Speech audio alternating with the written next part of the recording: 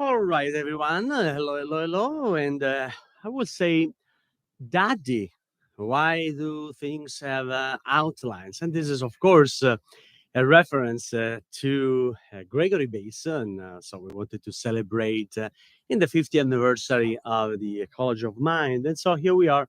There's the metalogue from that sentence comes from. Why do things have outlines?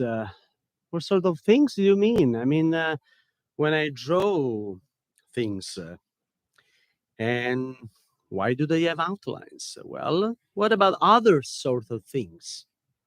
A flock of sheep or a conversation? So, do they have outlines? And so, the key point is that conversations do have an outline.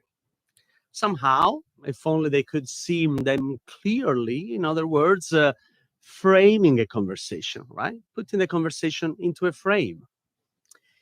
And I wanted to actually start up the conversation with you tonight with a very clever insight from the American writer Mark Twain. To a man with a hammer, everything looks like a nail, isn't it? Except for my sister. Well, she's a woman, first of all, and she's a judge. She uses the hammer to send people to jail. So, this is something clever, and I wanted to realize how that applies to many other things, not just to using a hammer. The invention of language was the supreme achievement of human evolution. Genetic as its origin, cultural in its elaboration. So we'll say, to a man with a tongue, everything looks like a word, a sound. So, and by the way, the word is not the thing. hmm? And as the British philosopher John Locke also said, we should have a great many fewer disputes in this world if words were taken from what they are, the signs of our ideas only, and not for the things themselves. And so the map is not a map of the world, but a map of our concepts of the world. And the word is not the thing, right? Except one word. The word, word. In favor, opposed, abstentions, carried. Symbolic language gave our species the ability of mapping worlds of all kinds. Language is the mother of the human creativity. Symbolic language is what distinguishes our species from all others. So, language, among some other things, is what makes us human. So, I have a slide. What makes us human? Well, just to, in case, well, I'm the one on your left. Okay. So, and I take the pointing finger very seriously. I take the pointing finger very seriously. So I'll enjoy myself in finding pointing fingers of all kinds to point at the thing, to point at the discourse, the conversation that is important. You see pointing fingers of all kinds in the medieval books, the codices. Well, actually, this is a middle finger, so my apologies. And the pointing finger, this is the calling of Saint Matthew. I think I can zoom in. The pointing fingers. The pointing finger has a paralinguistic function, right? Pointing your finger and be silent.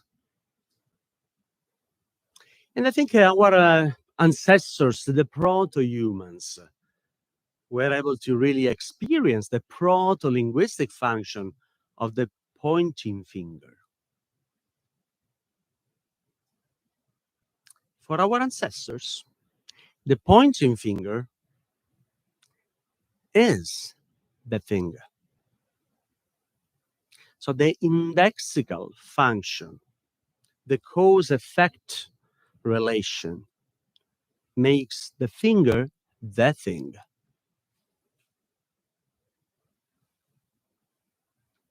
There is a contiguity, cause-effect, causality, contiguity between the finger and the thing.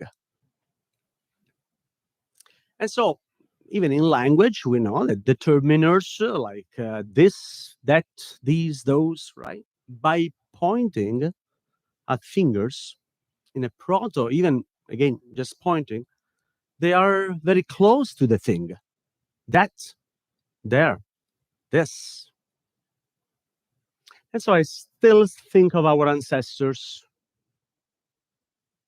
not verbalizing, but making the pointing finger the thing. Then from the pointing fingers, we came to the middle finger. I won't do it. There is a shift from the pointing finger to the middle finger. From an index to symbols. And it is the shift from mapping here and now versus mapping anywhere and anywhen. That's the power of symbols. That's why, again, building on GS and Gregory Bateson, language as the mother of creativity gave us the ability of mapping anywhere and everywhere.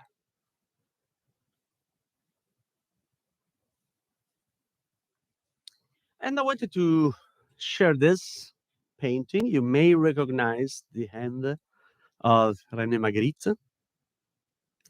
I think we can zoom in, or I'll let you enjoy the whole painting. And then enjoy at zoom. So first, one assumes that the painting on the easel depicts the portion of the landscape outside the window that it hides from view, right? The way we see the world is just a mental representation of the world. We cannot experience the world but by creating it. And the title of the painting is relevant. The Human Condition. This is the title that René Magritte wanted to give to the idea representing the human condition. We cannot experience the world but a representation. And so Gregory Bateson gave us the idea that between us and the things as they are, there is always a creative filter. So we own this creative filter as humans. And I will be even more radical in this definition, building on Bateson, that we cannot not be creative. Any act, any language, any act of experiencing the world and representing it by creating is a creative act. The creative filter is always operating for the very fact that we are immersed in language. The foundation of our epistemology, how do we do what we know, is based on this creative filter. We cannot not be creative, as knowing itself is a creative process. And so this is why things have outlines. Outlines and frames help us better understand our creative filter. the boundaries we gave to the reality, the frame, the outlines. These frames and outlines force us to distinguish in and out, figure and ground, something and nothing. Language, words are the outlines. They stimulate the usage of our creative filter. And so we need outlines in order to see something. And so in science insanity, so the idea that to some extent the science and sanity are complementary in our pursuit of creativity. The realm of science is everything possible in the universe. The realm of sanity is everything conceivable to the human mind. And so, speaking of creativity, I was really impressed by yesterday night talk. Right, so the idea that you see these aesthetic implications of astrophysics research and exploring everything possible in the universe. And so, this is how the astrophysics were able to give us a rendering of that ongoing research, ongoing exploration. But you may remember when these people popped up, the same image stimulated different kind of mapping. So such as a variety of this. I'll let you choose the best one. I like the donuts. And so the realm of sanity is everything conceivable to the human mind. And this is everything conceivable to the human mind. We see what we are. We really see what we are. And that's why this is the most general semantics advertising campaign ever seen. This is why we need general semantic literacy. We need general semantics understanding to see how things have outlines that inform the way we perceive it. And this is what we learned with Gregory Bateson. Thank you.